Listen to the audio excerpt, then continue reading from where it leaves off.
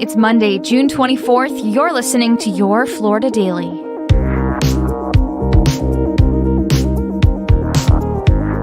I'm Katrina Scales. Lifeguards had a busy weekend with dozens of rescues from the water. Officials in Volusia County say 62 people were rescued from the surf on Friday alone.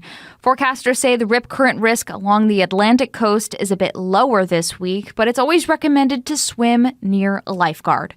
Up in the Florida Panhandle, conditions are still extremely dangerous for rip currents. Over the weekend, 3 men drowned while swimming off the coast of Panama City Beach. Our understanding is that they just arrived from the Birmingham, Alabama area, checked into their condo, went out into the water. Again, it was after 8, so it was after sunset, most likely in dark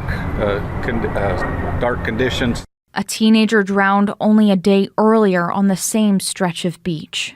Remember, always swim parallel to the shore and don't panic if you're stuck in a rip current.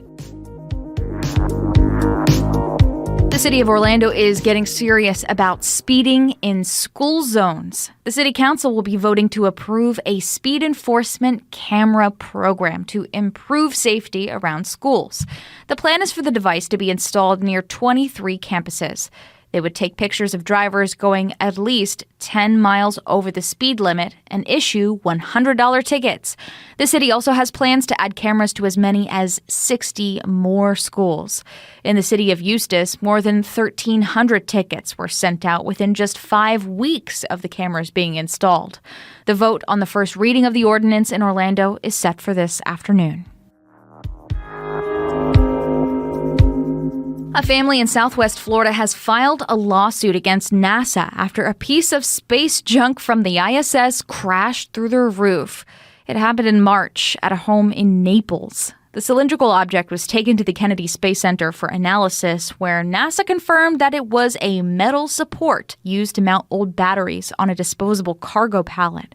Now the family who owns that home is suing NASA to recover damages. It was a tremendous sound. And it almost hit my son. He was 2 rooms over and heard it all. NASA said the hardware was supposed to burn up during re-entry into the atmosphere. And in a statement, officials wrote they remain committed to mitigating as much risk as possible to protect people on Earth when space hardware must be released. Find these top stories along with breaking news, weather, and traffic all day on clickorlando.com. And now, a completely random Florida fact.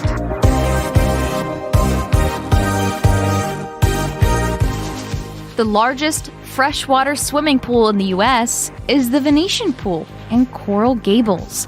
It's a Mediterranean-style lagoon that's emptied and refilled every day during the swimming season, fed by spring water from an underground aquifer.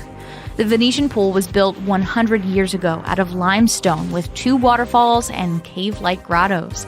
It's also the only swimming pool to be protected by the National Register of Historic Places.